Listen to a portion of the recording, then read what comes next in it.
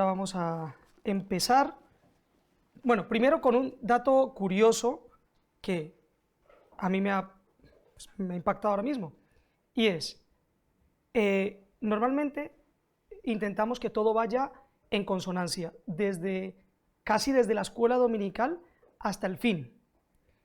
Yo no había dicho el versículo clave para la predicación, pero en la alabanza se dijo, lo leyó además, bueno, lo dijo de memoria además Denise, y Aurora lo había sacado para la alabanza. Me parece muy curioso, dejo esa curiosidad ahí. Y bueno, vamos a seguir, y el título de la predicación ¿Es Dios el Rey de tu vida? A modo de introducción leeré el siguiente artículo que está sacado del periódico La Razón y estadísticas del INE. El suicidio es el primer motivo de muerte no natural por delante de los accidentes de tráfico. En 2020 las conductas suicidas se incrementaron un 7,4% respecto a 2019. Un histórico récord de suicidios en España desde que se comenzaron a registrar datos en el 1906. Un total de 3.941 personas se quitaron la vida en el año de la pandemia, 11 personas al día. Un 74% de ellas eran varones y un 26% mujeres, según los datos del INE y del Observatorio del Suicidio en España. En los jóvenes entre 15 y 29 años, el suicidio se convierte en la segunda causa de fallecimiento más frecuente después de los tumores.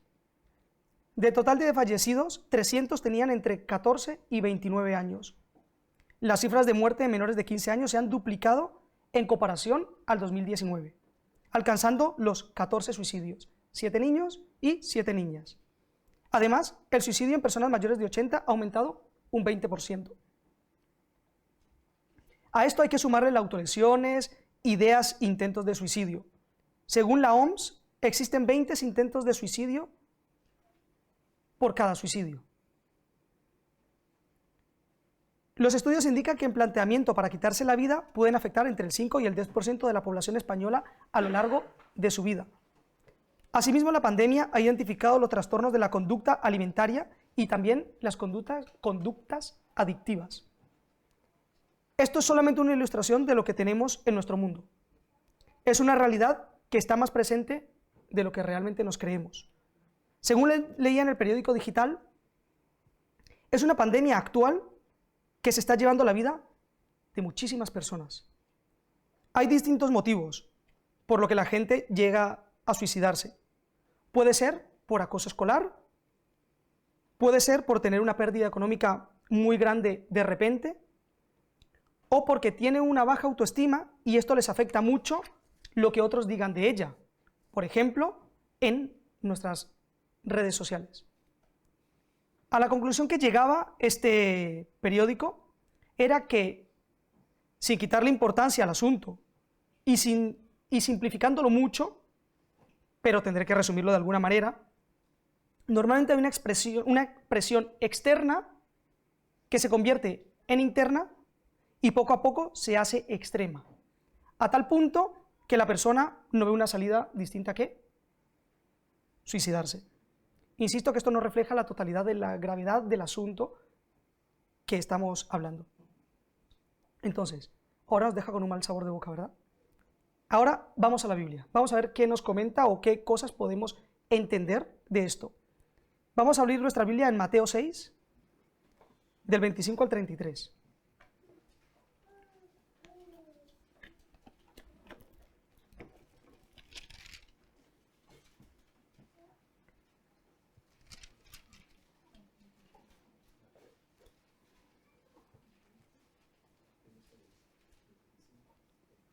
Mateo 6, del 25 al 33.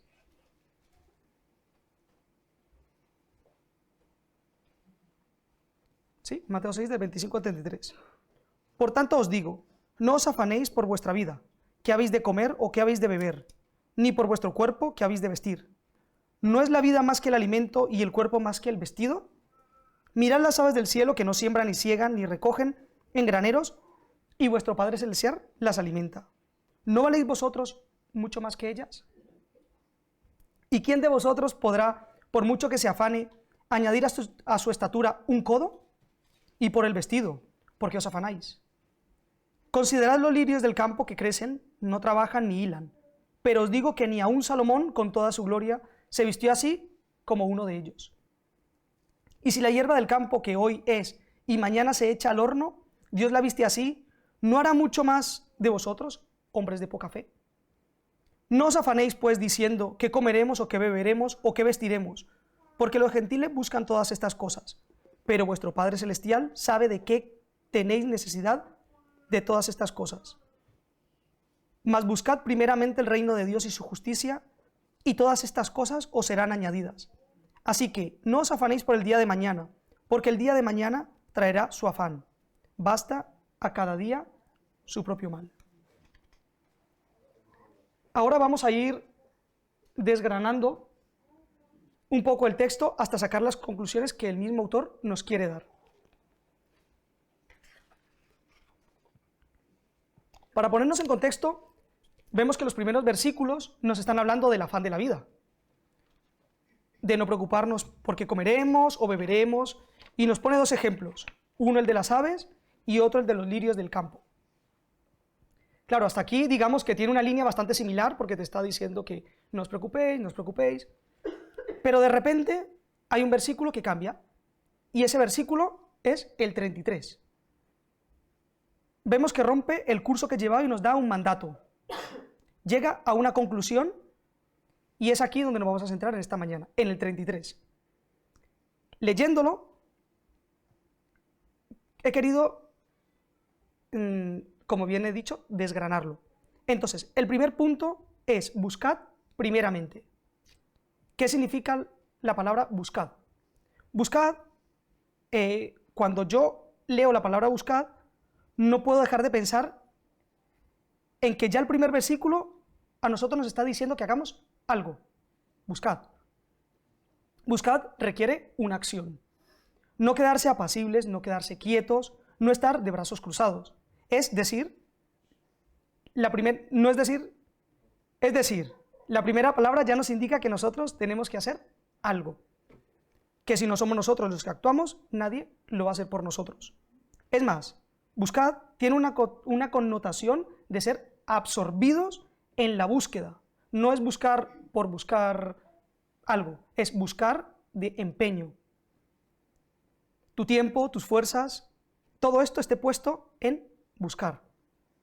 Vemos aquí que Jesús nos remarca que nos tenemos que mover, pero ¿hacia dónde nos tenemos que mover o qué tenemos que hacer?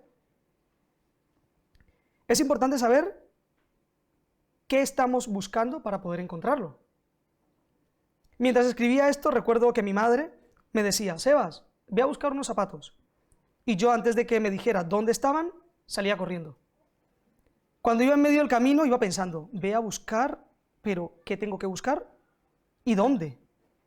Y claro, tenía que volver y decirle, ¿qué era lo que tenía que buscar? Y mi madre me decía, es que no has terminado que te explique y has salido corriendo a buscarlo, sin saber en dónde. Entonces vuelve a surgir la duda, ¿buscar el qué? Buscad ahora primeramente. Primeramente he buscado otros sinónimos y es antes que nada, antes de todo, previamente. Aquí nos está indicando la prioridad de la búsqueda, nos está indicando la necesidad inminente de buscar algo. Aquí, por si cabe alguna duda, dice primeramente. Es como si dijeran nuestras palabras, tú busca con tus ojos, con tus manos, con tus pies, con tus oídos, con la mente, en los libros, desde tu interior, desde tu alma. Busca, lo primero, busca. Y es que muchas veces pasamos de largo estas dos palabras, pero son de vital importancia en este versículo, ya que nos está dando una acción, nos está dando un movimiento y luego el lugar que tiene esa acción, que es primeramente. Aunque no está completa del todo porque aún nos falta saber qué tenemos que buscar. Pero el propio texto nos lo irá revelando. Un resumen de estas dos partes sería, vemos que saca a flote dos cosas. La primera, la necesidad de hacer algo, buscad. de movernos. Necesitamos activarnos, no quedarnos quietos, sino movilizarnos. Y debe ser lo primero en nuestra vida. Es más, antes que hagas nada, búscalo.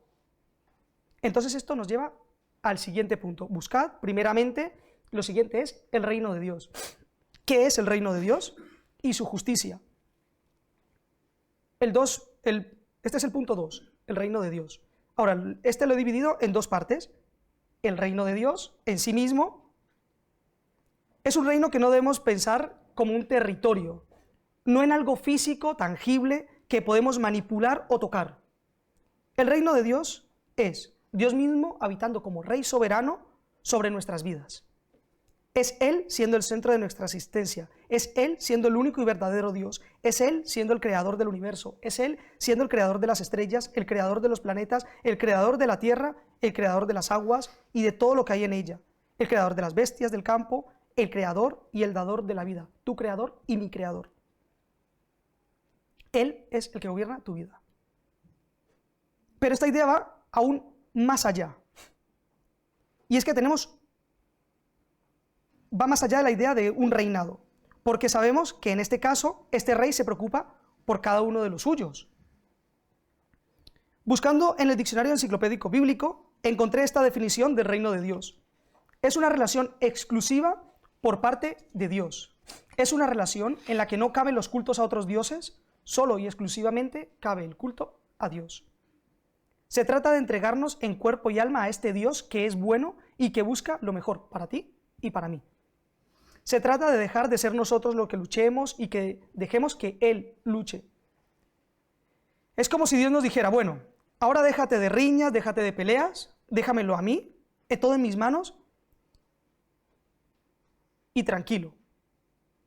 Pablo lo dice en Romanos, dice, no os venguéis vosotros mismos, amados míos, sino dejad lugar a la ira de Dios, porque escrito está, mía es la venganza, yo pagaré, dice el Señor.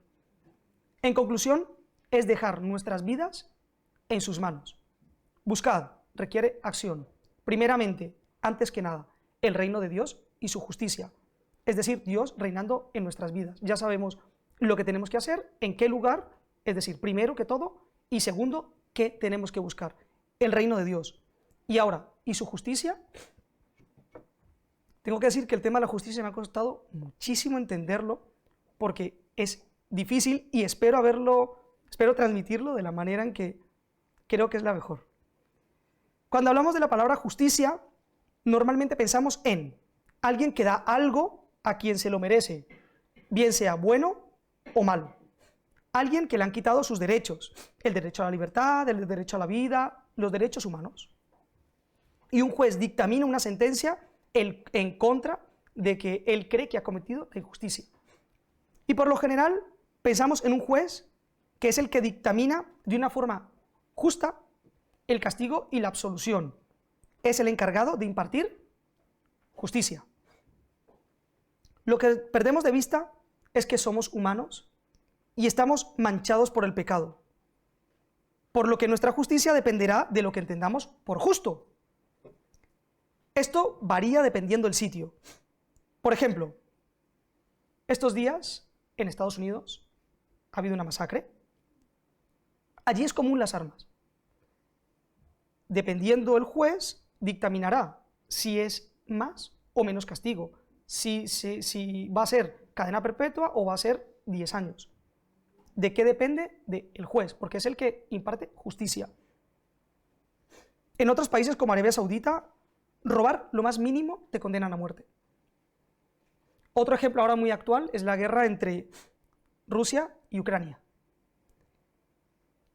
Para los rusos, ellos están ayudando a los prorrusos en Ucrania a liberarse. ¿Por qué? Porque Ucrania está haciendo guerra contra los prorrusos. Para los rusos, lo justo es ayudar a sus amigos en territorio hostil. Pero para Ucrania, su punto de vista es, Rusia está entrando en mi territorio y me está quitando todo lo mío. Entonces, la justicia o el juicio depende de dónde estemos y nuestro contexto.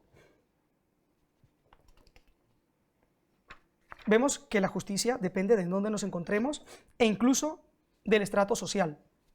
Pero en la Biblia, en Romanos 3:10, dice, como está escrito, no hay justo ni aún uno. Todos se desviaron y a una se han corrompido y no hay quien haga lo bueno. No hay ni siquiera uno. Salmo 14:3. Lo esperanzador aquí es que buscaremos el reino de Dios y su justicia. No la nuestra, sino la de Dios. ¿Y qué dice la Biblia acerca de la justicia de Dios? Dice, en Deuteronomio 32:4, dice, Él es la roca cuya obra es perfecta, porque todos sus caminos son rectos, Dios es verdad y sin ninguna iniquidad en Él. Es justo y recto. Esa es la justicia. Dios es la justicia. El reino, justicia, Dios es uno mismo. Entonces, buscar primeramente, en primer lugar, el reino de Dios y su justicia. No hay justicia sin Dios y donde no está la justicia no está Dios. Ante esta afirmación solo podemos entender que la única justicia verdadera en este mundo y en el venidero viene solamente de Dios. Es algo inseparable que no se puede separar de Dios. Es Dios mismo. El punto 3 sería, y todas estas cosas os serán añadidas. ¿Qué significan estas cosas? ¿Cualquier cosa que pidamos? ¿Es Dios un genio de la lámpara que si frotamos nos concede cualquier deseo? Puedo afirmar que no lo es. Que todo lo que pida... Vale, un segundito. Puedo afirmar que no es todo lo que pidamos. Él no nos concede todo lo que nosotros le pidamos. ¿Por qué? Porque no sabemos pedir. Pedimos para complacer nuestras necesidades, no mirando primeramente lo que Dios quiere, primeramente, en primer lugar, sino mis deseos, lo que yo quiero y lo que a mí me viene bien. Esto lo refleja muy bien Lucas 7, del 7 al 11. Pedid y se os dará. Buscad y hallaréis. Llamad y se os abrirá.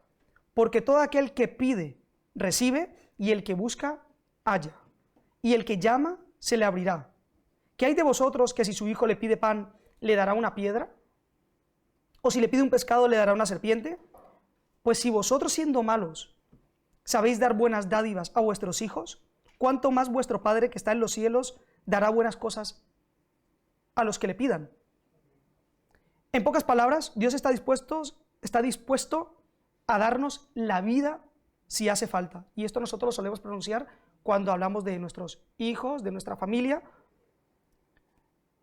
Pero Dios lo hizo de verdad, Él lo cumplió, entregó a su hijo, se entregó a sí mismo en la cruz y murió por ti y por mí.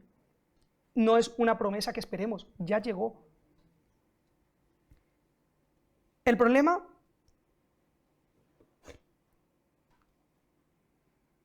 que nos está marcando el versículo 33 es que no pedimos buscando primeramente el reino de Dios y su justicia, y por eso nos afanamos en busca desesperada, sin antes parar y buscarle a Él.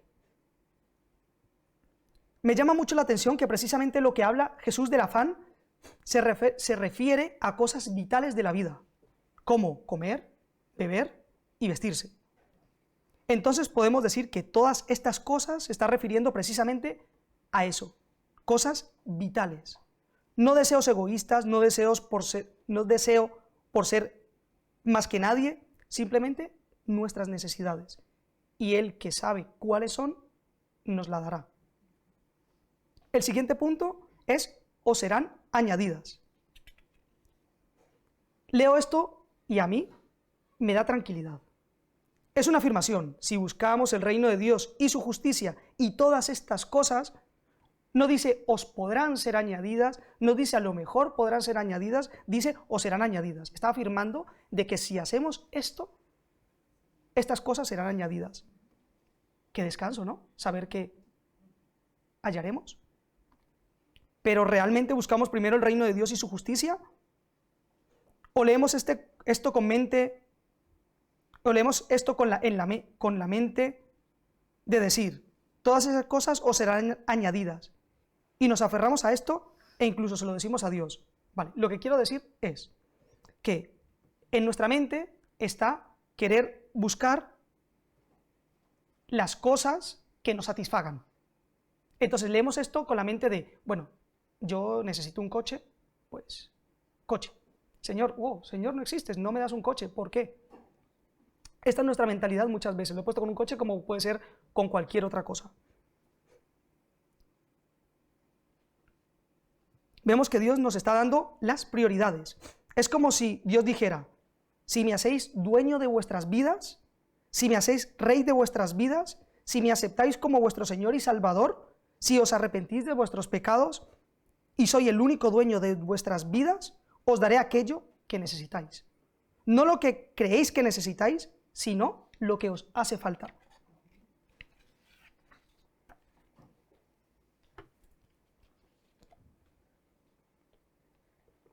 Ahora viene la conclusión, el último punto.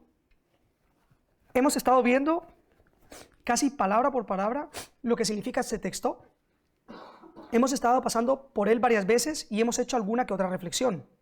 Pero ahora debemos de acabar con un ejemplo de alguien que haya conseguido esto. Porque aunque parezca mentira, esto sí que es posible. Es posible hacer reinar a Dios en nuestras vidas, hacer su voluntad, y Él añadirá todo aquello que necesitamos. Y cómo no, ¿cuál es nuestro ejemplo por excelencia? Jesús. Pero antes que nada me gustaría recordar algo que es sumamente importante para nuestras vidas, y es que Jesús fue 100% hombre y 100% Dios. Dios, 100% Dios. Esto quiere decir que Él también tuvo hambre, Él también tuvo sueño, Él también lloró. Lo dice la propia palabra.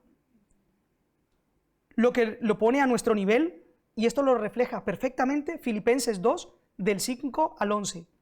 Haya pues en vosotros este sentir que hubo también en Cristo Jesús, el cual, siendo en forma de Dios, no se estimó el ser igual a Dios como cosa que aferrarse, sino que se despojó a sí mismo, tomando forma de siervo, hecho semejante a los hombres. Y estando en la condición de hombre, se humilló a sí mismo, haciéndose obediente hasta la muerte y muerte de cruz. Por lo cual, también Dios le exaltó hasta lo sumo y le dio un nombre que es sobre todo nombre, para que en el nombre de Jesús se doble toda rodilla de los que están en los cielos y en la tierra y debajo de la tierra, y toda lengua confiese que Jesucristo es el Señor, para gloria de su Padre. Jesús es el ejemplo por excelencia de poner las prioridades en orden. Lo hizo varias veces en la Biblia. Por ejemplo, en Mateo 26, 36 a 42, dice la palabra del Señor. Entonces llegó Jesús con ellos a un lugar que se llama Getsemaní, y dijo a sus discípulos, sentaos aquí, entre tanto que voy allí y oro. Y tomando a Pedro y a los dos hijos de Zebedeo, comenzó a entristecerse y a angustiarse en gran manera. Entonces Jesús les dijo, mi alma está muy triste, hasta la muerte, quedaos aquí y velad conmigo. Yendo un poco más adelante, se postró su rostro orando y diciendo, Padre mío, si es posible, pase de mí esta copa, pero no sea como yo quiero, sino como tú. Vino luego a sus discípulos y los halló durmiendo y le dijo a Pedro, ¿así que no habéis podido velar conmigo una hora? Velad y orad para que no entréis en tentación. El espíritu, la verdad, está dispuesto, pero la carne es débil. Otra vez fue y oró por segunda vez diciendo, Padre mío, si no puede pasar de mí esta copa sin que yo la beba, hágase tu voluntad.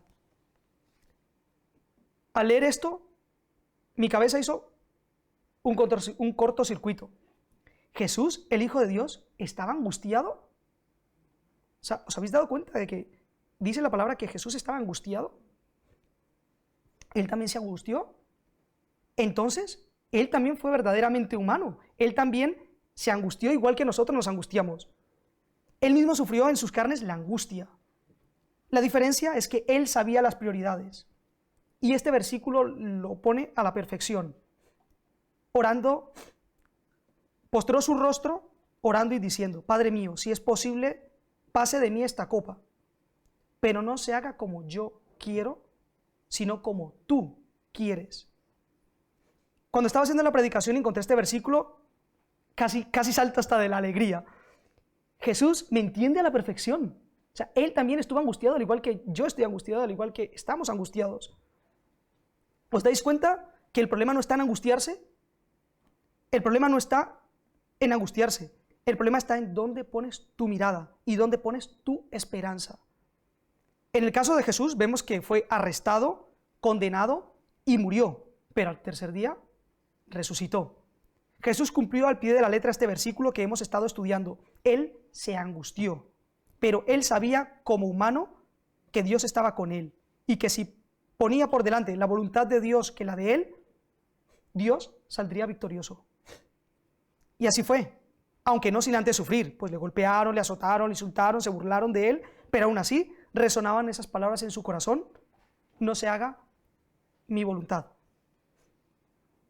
Como vimos en la introducción, la angustia que no entregamos a Dios se puede convertir en un peso tan grande que puede acabar con la vida de las personas. No intento ser simplista y decir que ya está, que es así de fácil. Para nada, es un tema muy complejo. Lo que quiero decir es que si hoy estás angustiado, hoy estás desesperado, hoy estás cansado, hoy estás harto, buscad primeramente el reino de Dios y su justicia, y Dios se encargará de hacer su voluntad en medio de tu angustia. No estoy diciendo que todo se vaya a solucionar como el genio de la lámpara, pero dice 1 Corintios 10:13, no os ha sobrevenido ninguna tentación que no sea humana, pero fiel es Dios, que no os dejará ser tentados más de lo que podáis resistir, sino que dará también juntamente con la tentación la salida, para que podáis soportar. Os aseguro que si primero buscamos que Dios sea nuestro Rey, si buscamos hacer su voluntad diariamente y pedimos conforme lo que Él quiere, Él nos dará lo que sabe que es mejor para nosotros. Me gustaría acabar con esta pregunta y ¿es Dios el Rey de tu vida? Si aún no lo es, ¿a qué esperas para decírselo al Señor? Quiero que seas el Rey de mi vida, te necesito a ti. Haciendo esta reflexión, esta predicación, evidentemente primero toca a la persona que está predicando y busca primeramente el reino de Dios. Este es nuestro centro, buscar primeramente el reino de Dios.